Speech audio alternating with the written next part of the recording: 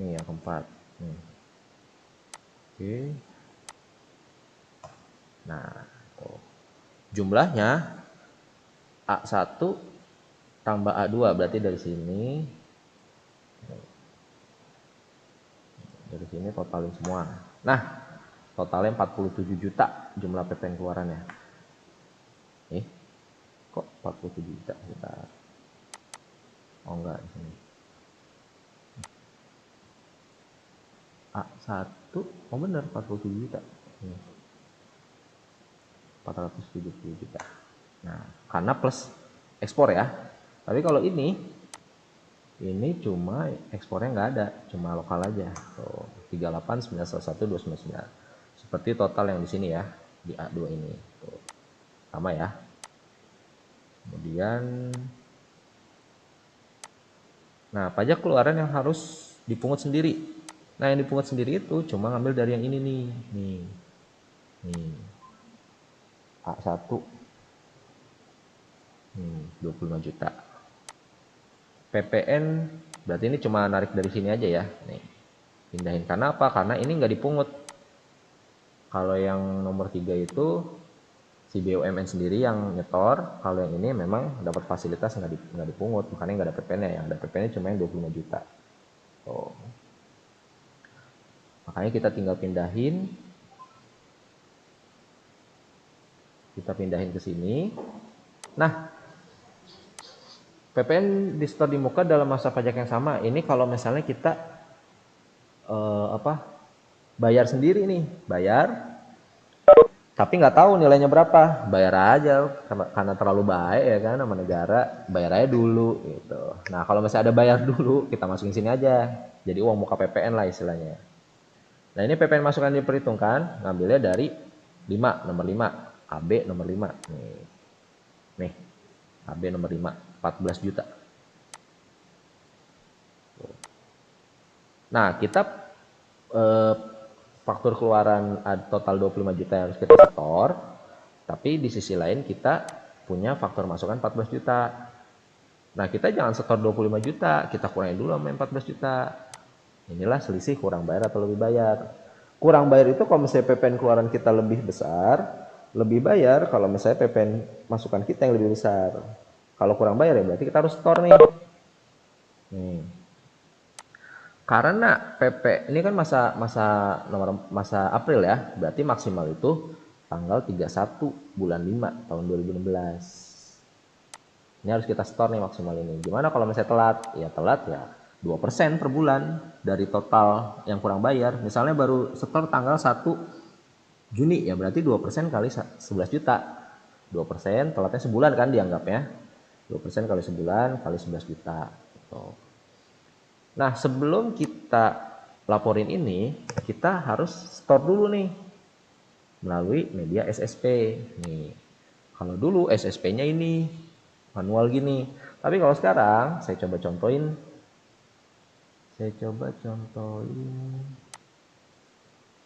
Kita pakai ini DJP.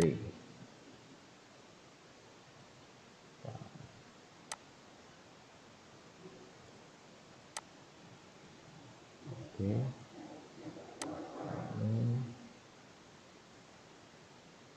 Ini saya stop sharing dulu.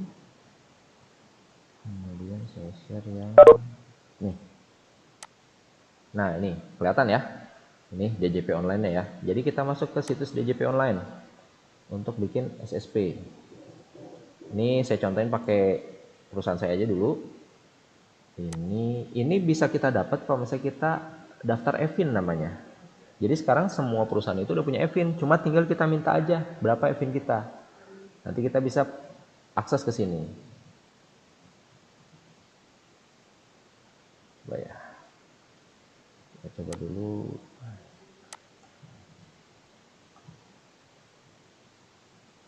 Wah, lagi error.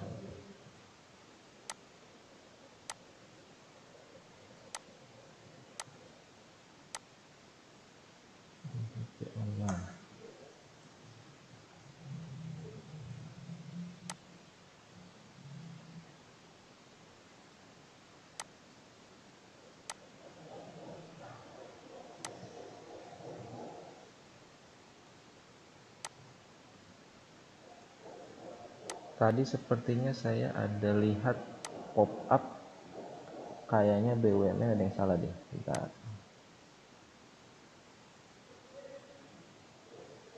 Ini yang BUMN ya. Oh iya nih, 03 ya. Oke. Ini di A1 berarti ini kan BUMN 02. Ini yang 03, yang 206 ya. Oke, maaf lu manual. Jadi ini harus diganti 03. Nah, nih. Nanti akan berubah di sini. Nah, betul, akan berubah. Jadi tinggal 22 juta ya. Mohon maaf ya. Jadi total kurang bayarnya 8 juta. Tadi yang ini harusnya 03, bukan 01. Karena ke BUMN kan, mereka yang store sendiri. Oke, berarti 8 juta. Kita bikin e-billing 8 juta. Oh, saya masih sharing yang ini ya. Bentar, saya sharing yang ini. Nih. Oke, ini ya. Yang tadi siapa saya agak... Bentar. Kak Florentina, ya benar. Maaf ya Kak Florentina yang tadi. Ini PT Anugrah, sebelumnya kan saya masukin 01. Maaf karena manual nih ya. Jadi tadi 01, seharusnya 03 betul. Terima kasih Mbak Florentina. Jadi harusnya 03. Nanti akan efek ke sini. Tuh. Oke. Jadi total kurang bayarnya 8 juta. Oke, ada komentar lagi sampai sini? Kalau enggak kita kurang bayar aja, kita bikin SSP. Saya sharing lagi yang ini. Oke.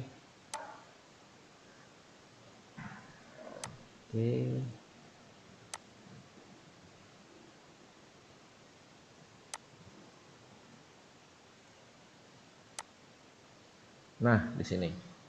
Nah, kita masuk ke bayar nih. Jadi ini ada beberapa menu, kita masuk ke bayar. Saran saya kalau misalnya mau hitung pajak, bayar, jangan mendekati deadline ya, karena kayak sekarang nih, lagi banyak errornya. Nah, nih, ini kita bikin SSP yang tadi ya. SSP yang tadi sebesar 8 juta. Bentar. 8.843.027. Nah, di sini jenis pajaknya itu PPN dalam negeri. Nih. Sorry, nih. 411211. Yang tadi saya bilang tadi kan ada formnya 1111 kan?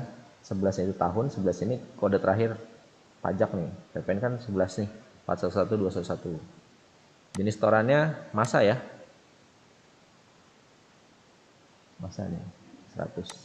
Masa pajaknya April ya. April tahunnya 2016. Nah, ini jumlah store tadi berapa? 8 juta.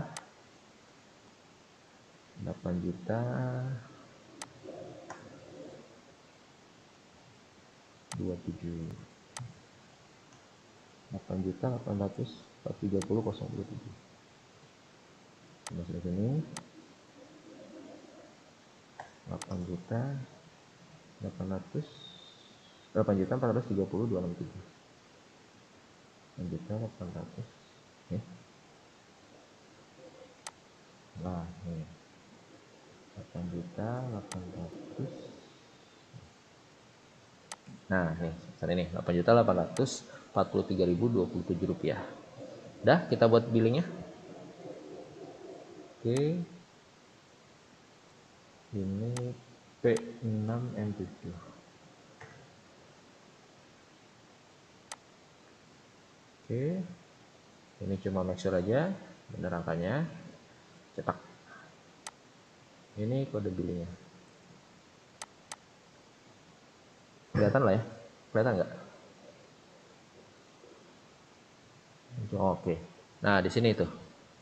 Ini kode pajaknya 104/2016. Nah, ini e-billing ini masa aktifnya sebulan setelah kita buat, makanya tanggal 9 bulan April, bulan Februari. Nah ini setelah ini tinggal kita bawa ke teller aja, ke teller bank, nanti dapat NTPN. Ini kita asumsinya ini adalah kode NTPN ya. Oke, balikin lagi ke yang tadi.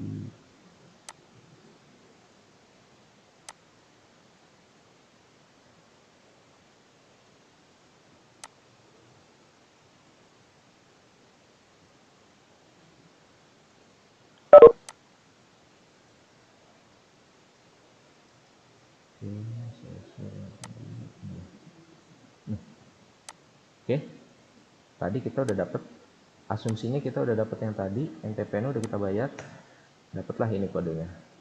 Kalau manual seperti ini ya, nanti dapat kode NTPN tuh di sini biasanya kalau manual 8.843. Oke,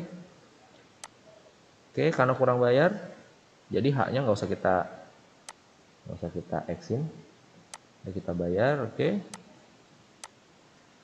ya, udah tinggal kita laporin aja karena semuanya kita udah lengkap nih. AB tadi udah kita lampirin, A1 lampirin, A2 lampirin, B1 lampirin juga meskipun kosong, B2 kita lampirin, B3 juga kita lampirin meskipun kosong. Nah SSP nya tadi ada 1 ya. Nah, udah. Maksimal pelaporan adalah akhir bulan juga, tapi bayar dulu kan, tadi bayarnya kan tanggal 31 kan asumsinya, makanya kita lapor tanggal 31 juga.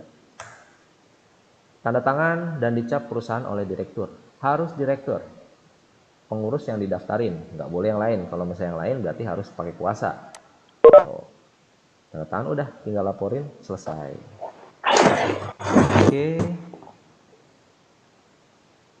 Oke, ada yang ditanyain sampai sini? Materi kita sudah selesai sampai sini. Mungkin kita lanjut ke tanya jawab aja ya. Masih ada setengah jam lagi. Ngurang-ngurangin kerjaan saya nanti di rumah. Supaya saya langsung jawab di sini aja.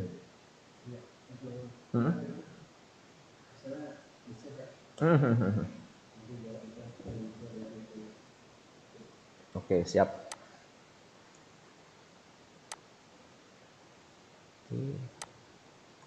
Oh iya, yang tadi ya saya masih punya utang itu ya, yang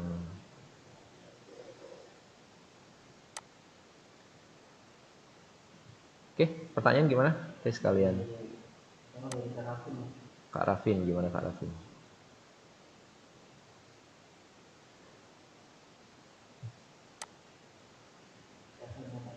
Oh.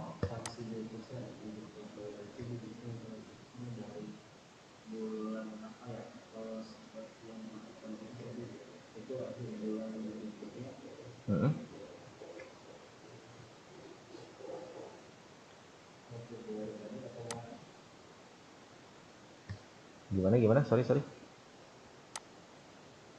Oh ya, saya coba terjemahkan ini ya, pertanyaannya.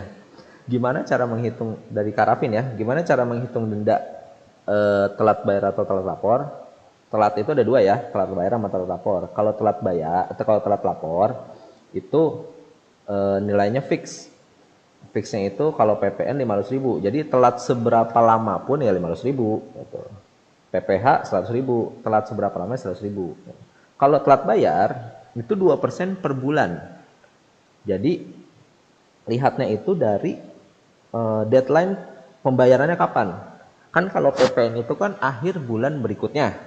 Kayak contohnya nih, kayak contohnya April deh, kita kan ngomongin April 2016. Itu maksimal bayar kan akhir bulan berikutnya, berarti tanggal 31 Mei 2016. Oke, itu akhir bulan berikutnya ya, akhir bayarnya. Kalau misalnya kita telat bayar sehari aja, kita bayarnya tuh di Juni 2016. Kan cuma telat sehari, dianggapnya 1 bulan full. Makanya tadi 2% kali 1 bulan dikali telat bayarnya berapa? Tadi 8 jutaan kan? Berarti 2% kali 8 jutaan. Itu di angka Rp160.000, sekitar segitu. Jadi kalau misalnya cuma beberapa hari ya dianggapnya full 1 bulan. Contohnya lagi, misalnya baru bayar di misalnya 25 Juni. Berarti kita hitung nih, 25 Juni, jangan 25 Juni, 25 September. Berarti kita hitung nih, kan maksimal Mei kan 2016.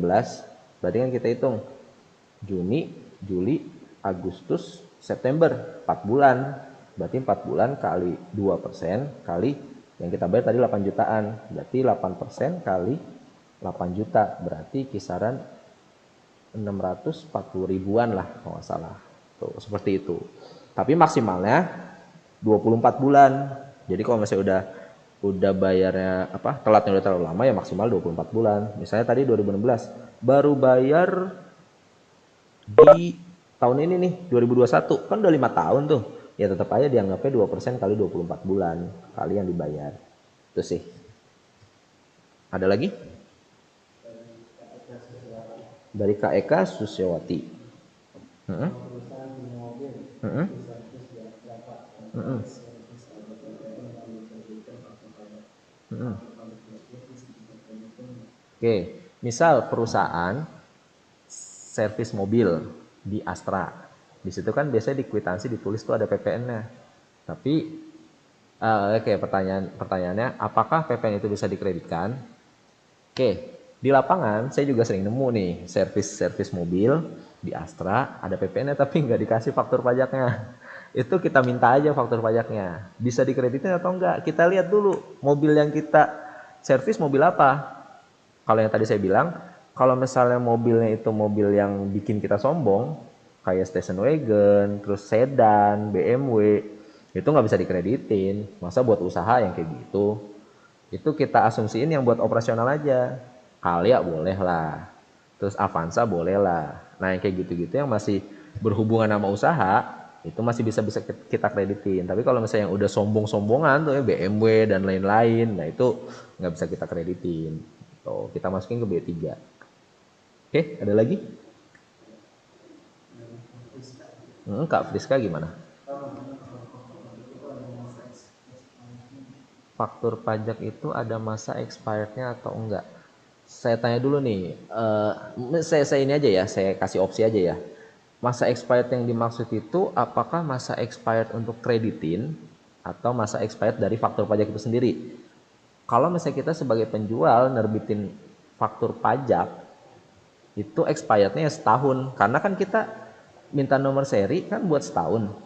Jadi kalau misalnya kita bikin faktur pajak udah setahun lebih, ya kita harus pakai nomor seri yang tahun itu. Misalnya contoh, kayak sekarang nih, kita mau nerbitin faktur pajak tahun 2020, sedangkan sekarang 2021.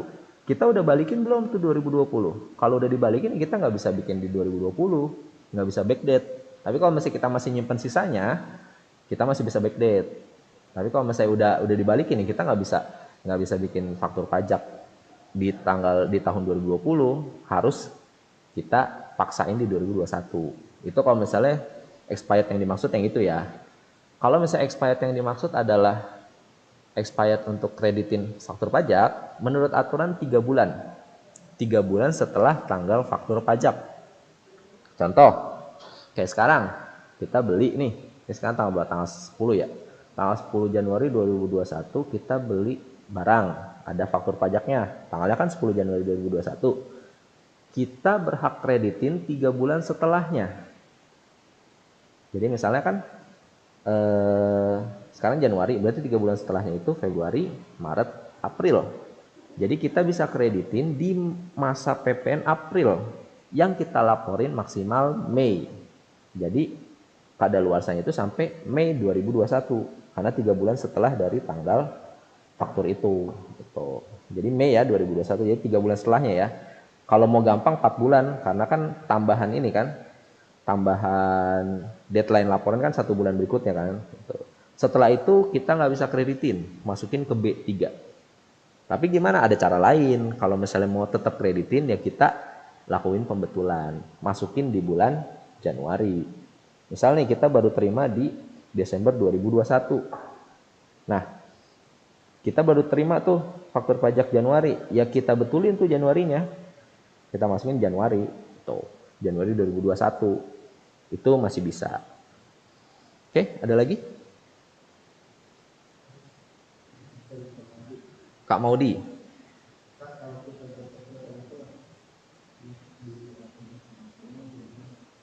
Oke.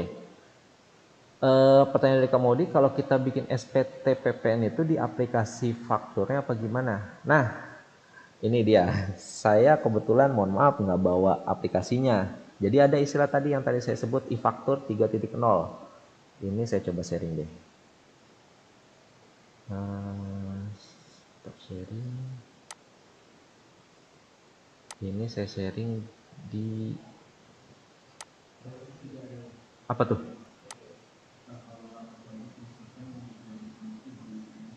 Itu pertanyaan lanjutan. Oh, banyak juga pertanyaan. Pertama saya jawab pertanyaan yang pertama dulu ya. Di mana kita bikin SPT-nya? Ini kalau mau gampang, aplikasinya bisa di-download di sini nih, Innova. Nah, di sini nih. Nih, aplikasi e-faktur terbaru. Nah, di sini nih. Di-download di sini aja nih. Tinggal lihat mau pakai yang 32, 36 apa ini. Apa Linux terserah. Nah, di sini nih. Banyak download di sini. Ini nggak cuma lapor aja, bikin faktur pajak di situ juga. Jadi nanti dari data situ otomatis akan dibuatkan SPT-nya dalam bentuk yang tadi kita buatin tuh. Jadi nggak perlu bikin apa manual kayak tadi, udah ngeling semua di aplikasi itu. Tuh. Terus pertanyaan kedua dari Kak Maudi itu adalah tadi apa? Yang kedua tadi?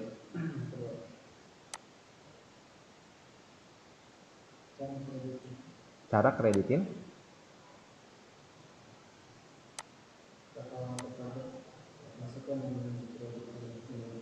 Oh, cara lapor kredit masukan ya sama ini yang tadi saya bilang, masukin ke di aplikasinya, masukin ke sini form form B2. Nih masukin ke sini. Nanti pada saat kita masukin di aplikasinya, nanti otomatis tuh masuk ke SPT. Ke SPT induk. Jadi kita input dulu di mana? Di aplikasi e-faktur, nanti ada menu administrasi faktur, masuk faktur masukan, masukin aja terus tiap bulan. Nanti habis itu kita posting. Nah, nanti otomatis masuk ke form ini. Tuh. Jadi untuk form induk sama form AB, kalau kita udah pakai aplikasi faktur, kita nggak usah isi lagi. Udah otomatis running. Oke, ada lagi?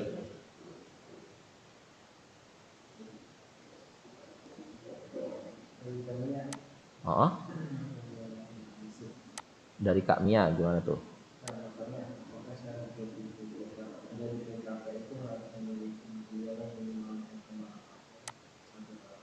Oke, peraturan terbarunya.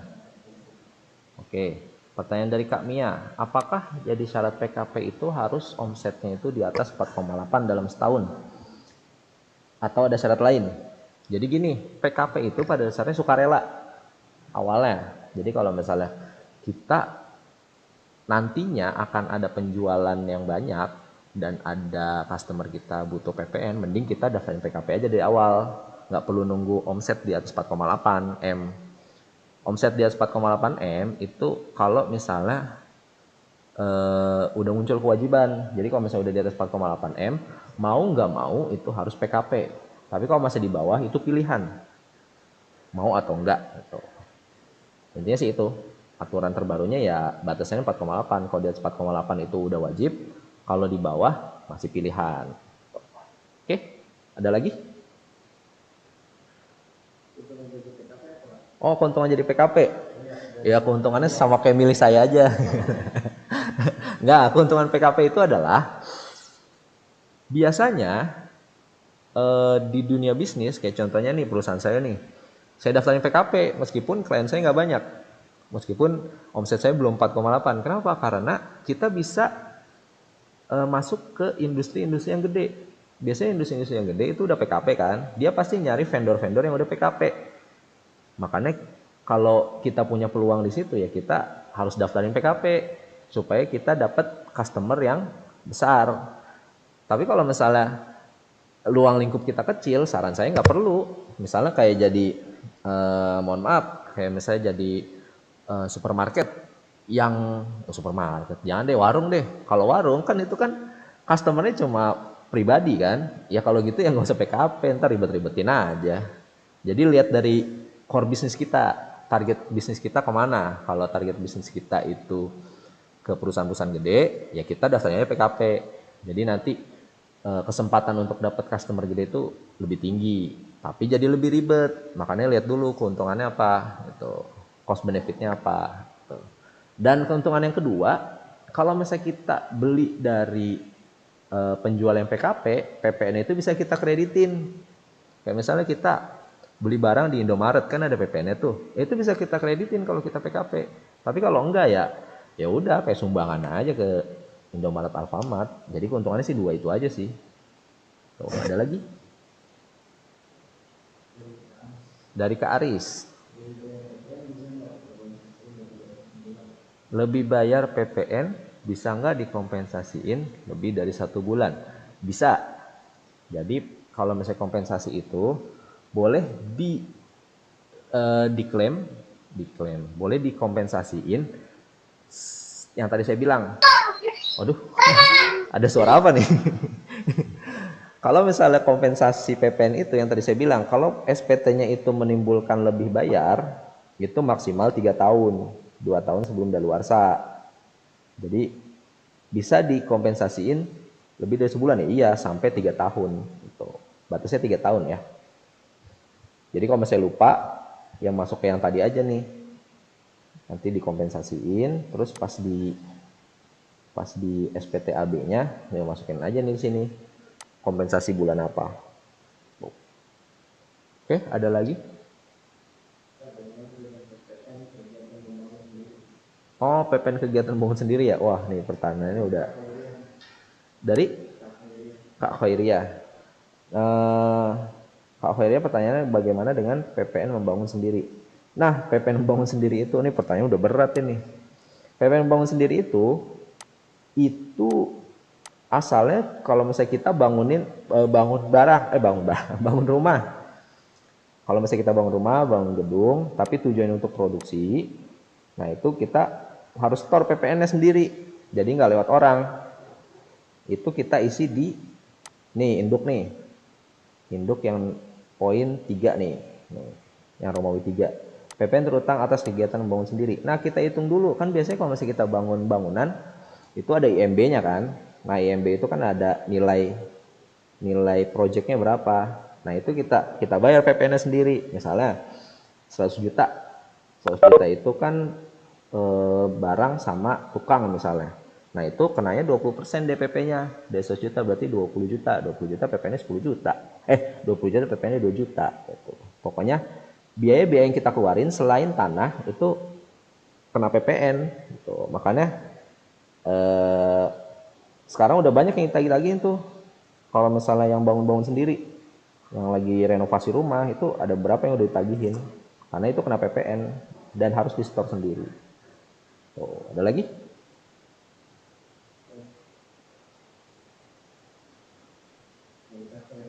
Oh, Kak Hoiriah lagi. Oh, aduh.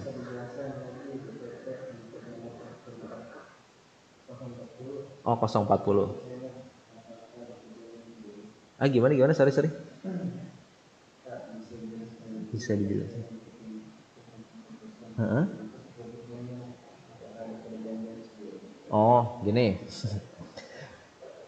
Pertanyaan dari Kak Hoiriah.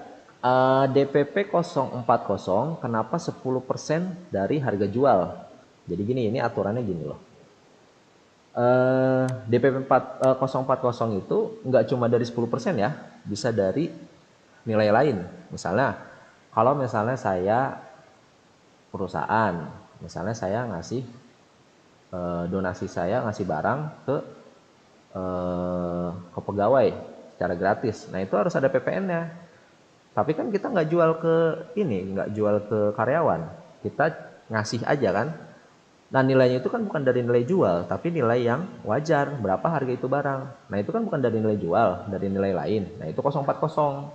Jadi 040 itu nggak dari 10%-nya aja. Gitu.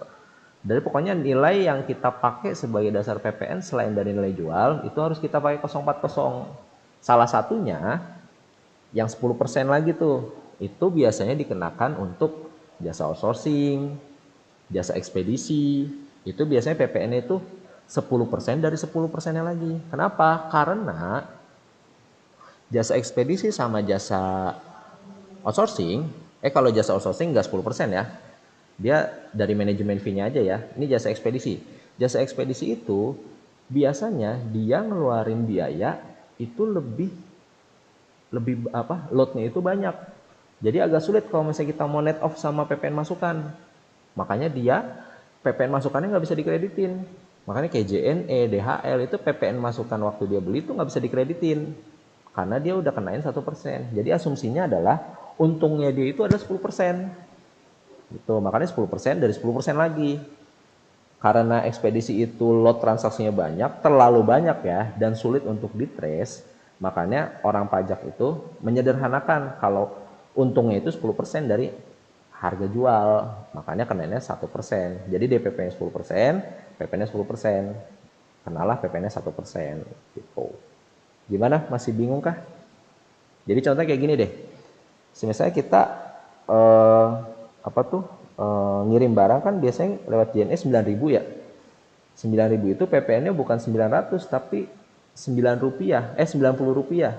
Nah itu asumsinya 900 rupiah itu adalah untungnya si JNE.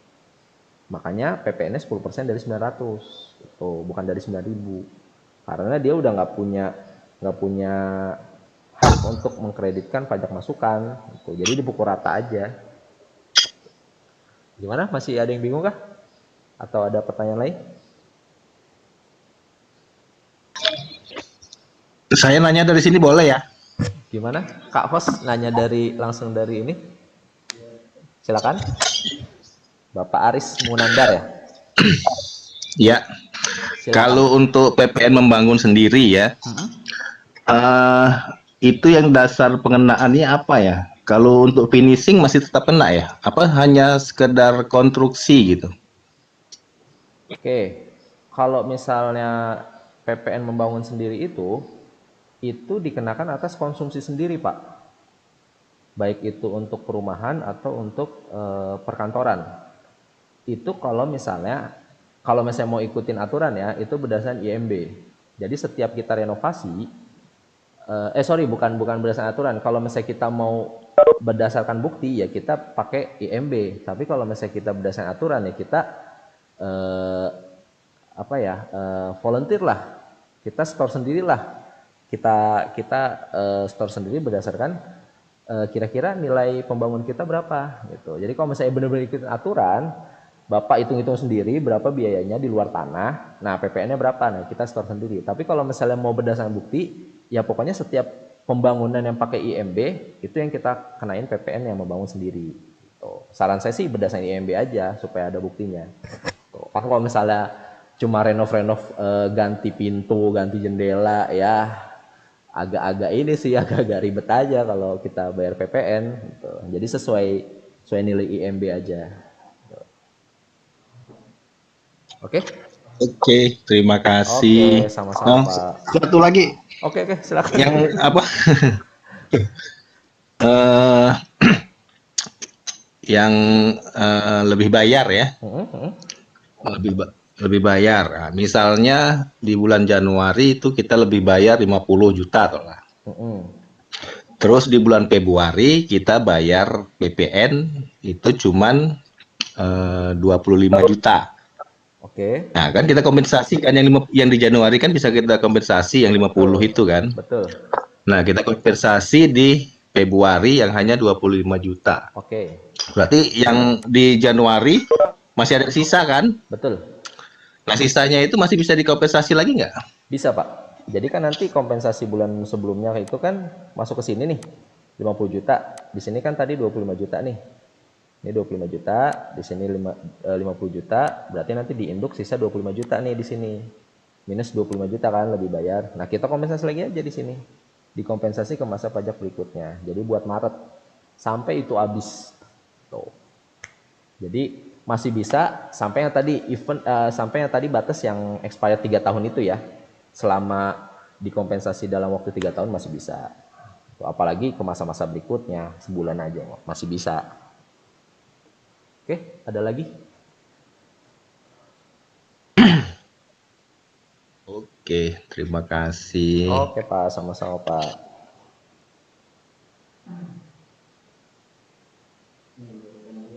Dari Kak Mario. Untuk pencatatan jurnal atas transaksi kurang bayar. Oke. Wah, ini udah ke accounting nih. Wah, udah akuntansi pajak nih kayaknya. Ini kayaknya udah praktisi level atas nih. Jadi kalau transaksi kurang bayar, kan kita waktu jurnal penjualan kan piutang atau bank lah ya kalau misalnya langsung bayar. Piutang, PPN masukan sebagai aset kita sama penjualan kan. Berarti kan si PPN masukan kan ngumpul terus tuh di debit. Ngumpul terus di debit sampai 1 bulan. Begitu juga dengan bukan di debit, di kredit. Piutang, PPN keluaran sebagai utang, kemudian penjualan di kredit juga. Contoh misalnya jualnya 100, berarti kan jurnal kita piutang ada di debit 110, ya kan? Kemudian PPN keluaran kita ada di kredit 10, sama penjualan kita 100 kan? Nah, itu 10 itu ngumpul terus sampai akhir bulan. Oke, kita kumpulin di satu pos PPN keluaran sebagai utang ya. Kemudian di sisi lain, di PPN masukan kita misalnya beli 90, ya kan? Berarti kan jurnalnya adalah di debit pembelian 90. Oh, atau enggak saya ini aja deh. Saya tulis di sini nih. Saya tambahin deh. Biar kelihatan. Nih. Ini jurnal pada saat penjualan. Ini kan. Ini debitnya. Ini kredit. Debitnya itu kan piutang. Kreditnya itu PPN keluaran. PPN keluaran sebagai utang ya. Makanya posisinya di kredit. Sini penjualan.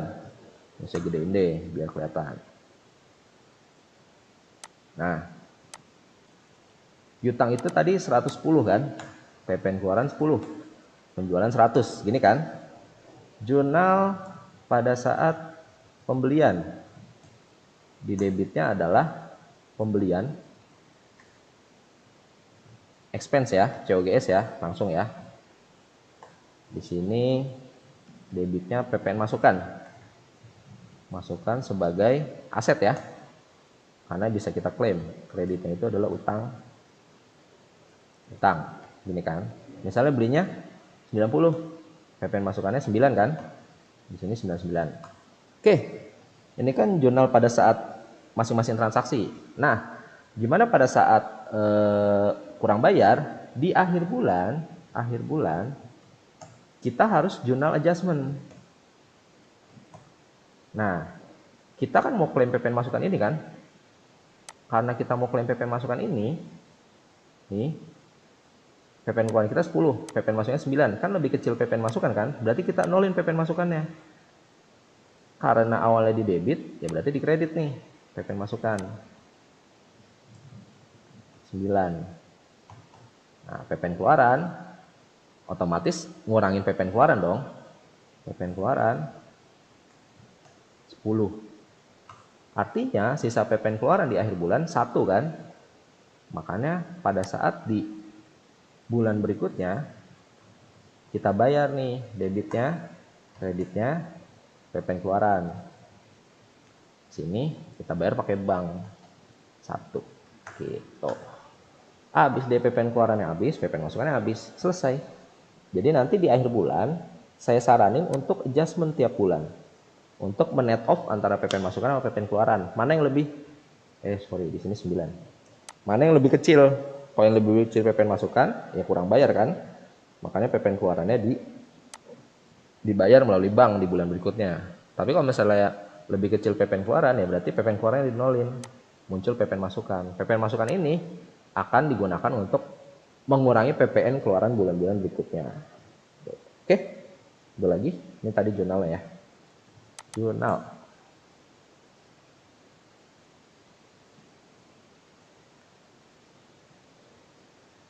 Ini ngomong-ngomong yang tadi saya masih belum bisa nih. Yang minta nomor seri.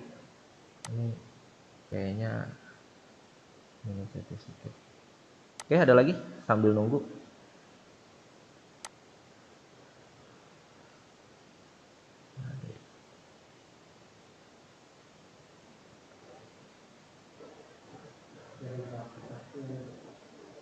Dari siapa, Kak? Octavian. Oke. Gimana? Customer udah buat invoice, dibuat invoice. Pajak dan DO. Heeh. Heeh. Oh. Oke. Yang tadi saya bilang tadi sepertinya saya udah jelasin sebelumnya deh. Kalau misalnya pembatalan karena pembatalan transaksi, invoice sudah terbit, faktur pajak udah diupload, DO udah masuk. Kalau pembatalan karena pembatalan transaksi, ya tadi saya bilang harus dibuatkan berita acara pembatalan transaksi yang dibuatkan oleh si penjual dan ditandatangani oleh kedua belah pihak. Berita acara itu dilampirin di SPT PPN. Misalnya di bulan Januari nih batalin, ya udah dilampirin pada saat laporin SPT PPN masa Januari gitu sih. Jadi kalau pembatalan karena pembatalan transaksi ya harus disiapkan berita acara pembatalannya. Tuh. Oke, ada lagi? Dari Kak Benti. Oke. Apa gimana? Oh, dikategorikan kurang bayar atau lebih bayar karena apa? Yang tadi saya bilang, kurang bayar itu pada saat PPN keluaran kita lebih besar daripada PPN masukan. Kan ada duit titipan lebih banyak tuh dari kita. Kita udah nyetor ke kita dari sisi lain waktu kita beli kan kita nitip uang kita untuk di-storing ke kas negara oleh si vendor. Nah, kalau misalnya PPN keluaran kita yang muncul dari penjualan itu lebih besar daripada PPN masukan kita, itu kurang bayar. Artinya kita harus store selisihnya. Tapi kalau misalnya kita PPN masukan kita lebih banyak daripada PPN keluaran, kita lebih bayar, kita masih punya tabungan. Tuh, nanti bisa kita pakai di bulan-bulan berikutnya. Tuh. Jadi lihat aja mana yang lebih besar. Kalau lebih besar keluaran ya berarti jadi kurang bayar. Kalau misalnya lebih besar masukan ya berarti jadi lebih bayar gitu. Oke? Ada lagi? Dari Kak Mia. Oke. Berarti saat perhitungan PPN masak hasilnya lebih bayar.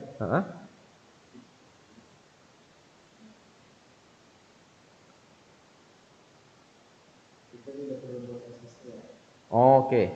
Kalau misal pertanyaan kami, kalau misalnya perhitungannya ternyata lebih bayar, kita nggak perlu buat SSE, nggak buat SSE. Hah? Hah?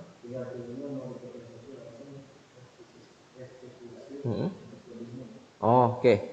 Dari kami ya pertanyaan, kalau misalnya lebih bayar, kita nggak perlu buat SSE ya atau SSP ya? Iya nggak perlu, karena kan kita punya tabungan, jadi nggak ada yang perlu kita setor ke negara. Dan lebih bayar itu dapat kita restitusikah? Iya, bisa kita restitusi, tapi ketentuannya kalau misalnya kita perusahaan biasa, itu kita kumpulin dulu sampai akhir tahun. Sampai akhir tahun, baru di akhir tahun, di masa Desember kita bisa minta restitusi. Tapi ini prosesnya lama ya, paling cepat 6 bulan, karena harus diperiksa dulu sama orang pajak. 6 bulan, setahun, bahkan sampai 2 tahun. Dan itu bisa nggak full, karena ya tahulah orang pajak banyak ininya, banyak senjata-senjatanya. Kalau misalnya kita nggak kuat dokumennya ya dianggap nggak valid. Makanya cuma beberapa doang yang bisa diklaim gitu. Itu di lapangan ya. Terus kalau misalnya kita sebagai perusahaan yang khusus itu adalah mayoritas ekspor, mayoritas ke penjualan ke BUMN, itu kita bisa minta tiap bulan restitusi tiap bulan. Kita contreng aja di SPT-nya restitusi untuk PKP nih yang di sini nih, restitusi untuk PKP yang khusus. Di sini nih. Nah, kita kembalikan nih. Ini dilakukan dengan ini 17C.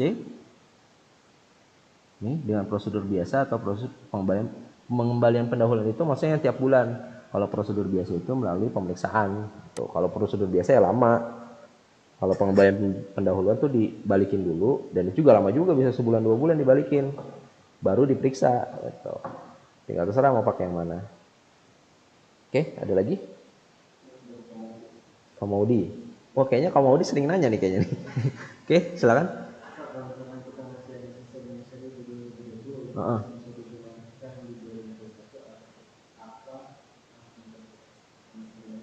Oke, jadi gini. Eh, Pertanyaan dari Kamaudi, kalau misalnya kita punya nomor seri di tahun 2020, bisa kita gunakan di 2021 enggak? Kita lihat dari ininya ya, tanggal invoice ya, tanggal transaksinya ya. Kalau tanggal transaksinya itu di tahun 2020, kita bikinnya di 2021, selama masih ada sisa, bisa. Tapi kalau misalnya tanggal transaksinya itu di 2021, kita nggak bisa pakai nomor seri yang di 2020. Minta dulu di awal tahun. Makanya saya biasanya tuh selalu sounding ke klien. Kalau tahun baruan jangan seneng-seneng dulu, minta nomor seri dulu gitu. Habis nomor seri baru tahun baruan. Karena harus minta nomor seri dulu di awal tahun. Karena nomor seri tahun itu dipakai untuk tahun itu, nggak bisa untuk tahun sebelumnya. Tapi kalau misalnya untuk transaksi di tahun sebelumnya, selama belum dibalikin masih bisa. Tuh. Oke, ada lagi? Hmm.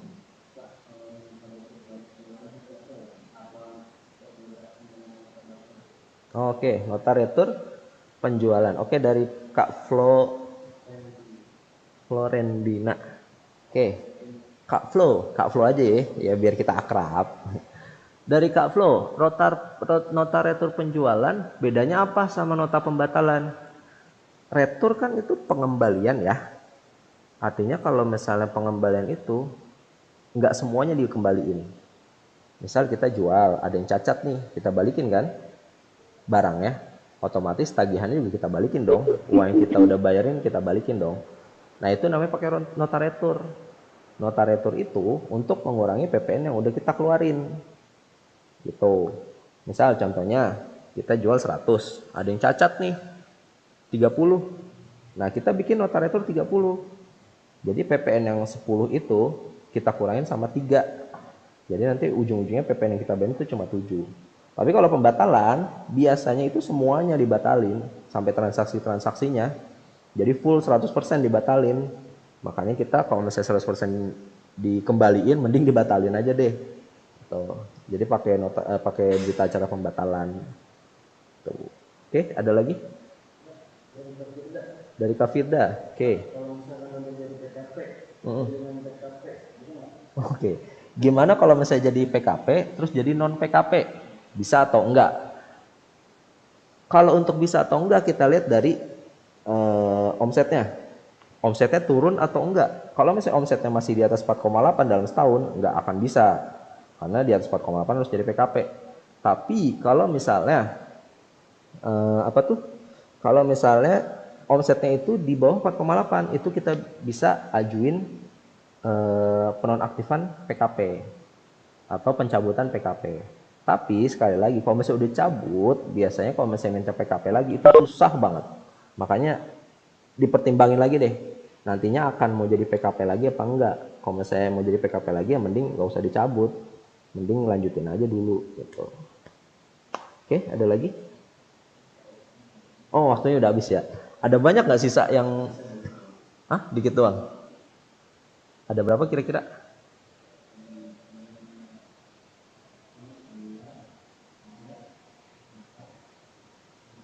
56. Harus dihabisin atau enggak?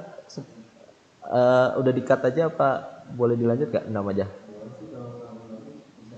Saya ngabisin 6 pertanyaan dulu aja ya. Oke, tapi lagi azan kita ini dulu.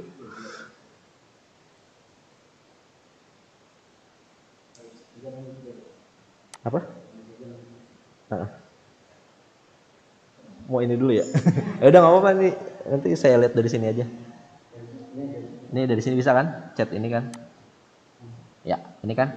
Oke, siap. Ini ya. Ini dari Kak Firda ya. Oke, siap.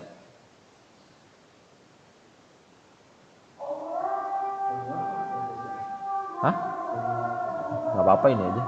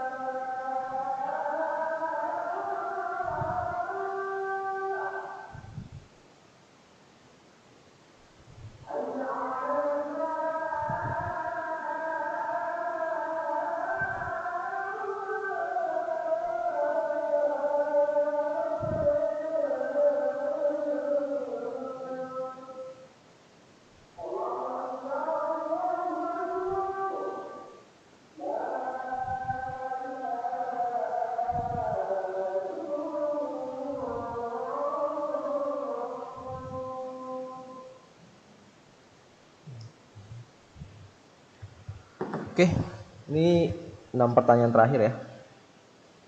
Ini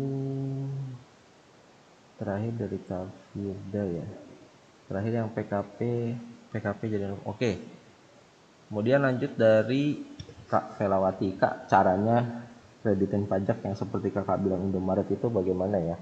Kalau misalnya kita sebagai perusahaan beli di Indomaret, biasanya kan kita dikasih struk doang. Nah, kita minta makasihnya tuh sekarang, minta faktur pajak. Nah, itu boleh.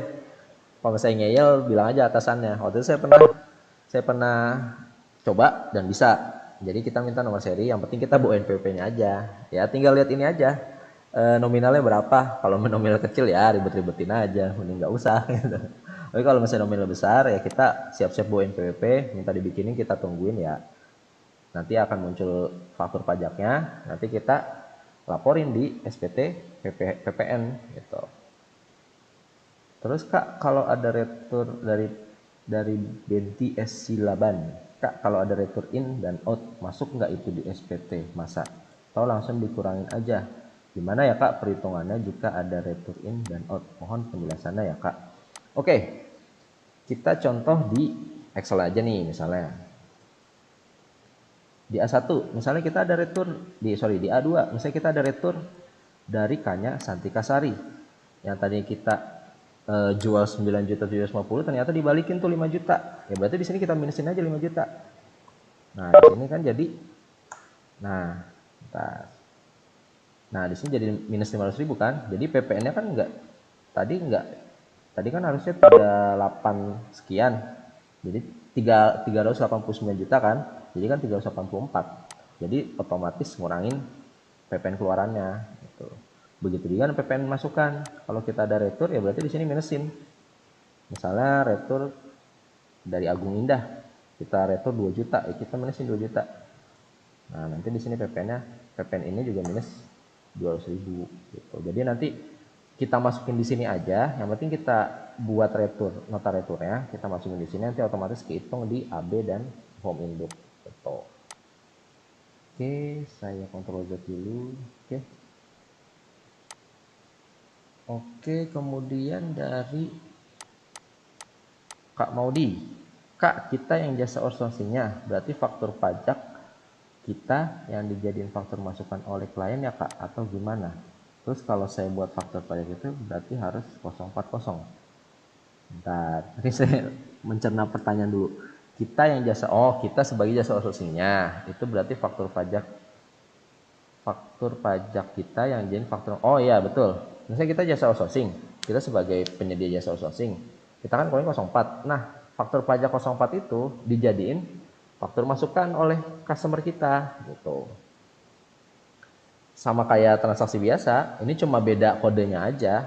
Terus kalau saya yang buat faktur pajak itu berarti harus 040. Iya, selama penjual adalah jasa outsourcing atau ekspedisi yang pakai DPP nilai lain, ya harus 040. Pokoknya kalau misalnya kita jualan barang atau jasa yang nilai PPN-nya itu nggak dari harga jual, ya pakai 040. Tuh. Kemudian,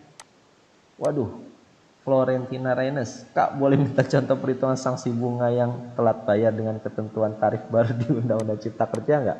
Waduh, ini agak berat nih pertanyaannya. Jadi gini, konsep dasarnya gini, selama Undang-Undang Cipta Kerja itu kan disahin kalau nggak salah Oktober ya. Jadi mulai Oktober sampai Desember itu tarifnya beda-beda. Tarifnya beda-beda karena ikutin suku bunga bank. Itu masalahnya. Makanya tarifnya itu agak sedikit fluktuatif. Ini saya contohin di bulan Desember aja ya. Bulan Desember itu dia pakai tarif, tapi yang pasti tarifnya nggak 2% lagi. Dia lebih rendah, ngikutin suku bunga bank. Karena kayak contohnya sekarang Desember itu suku bunga bank itu menurut orang pajak itu di angka 3,75. 3,75 karena dasar 3,75 itu berarti harus turun dari 2%. Makanya kenanya itu jadi 0,53. 0,53% baru dikali telatnya berapa bulan, baru dikali banyaknya yang harus dibayar gitu. Jadi sekarang udah nggak flat 2%. Tergantung dari suku bunga bank.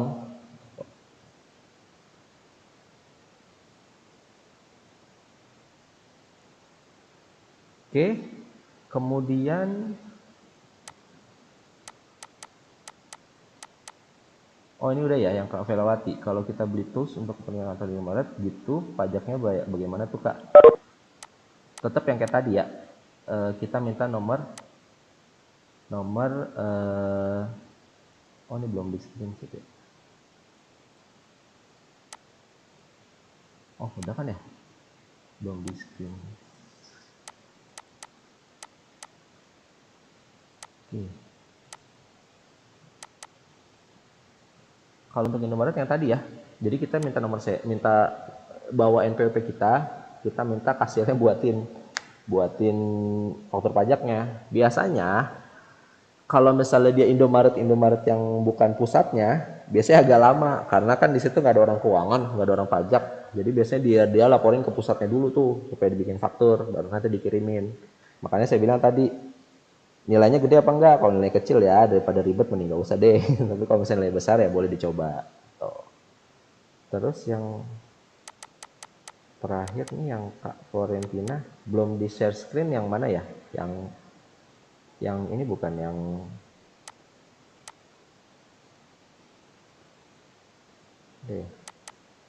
pokoknya intinya kalau yang retur itu waktu retur penjualan ininya di minusin aja nih.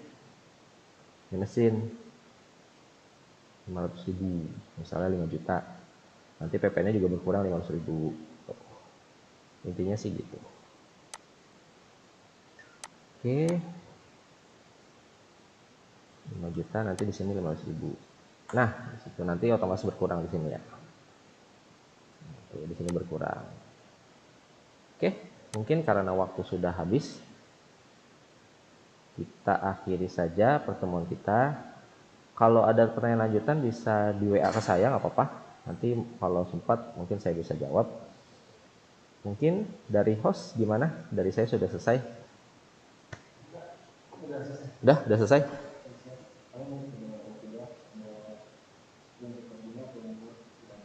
Apa gimana? Oh gitu. Oh ini udah disetting kan ya? Takutnya udah 3 jam ya, 3 jam nggak ada yang record lagi. Oke deh kalau gitu saya akhiri ya. Terima kasih banyak dan mohon maaf kalau ada salah-salah kata. Selamat siang, assalamualaikum warahmatullahi wabarakatuh.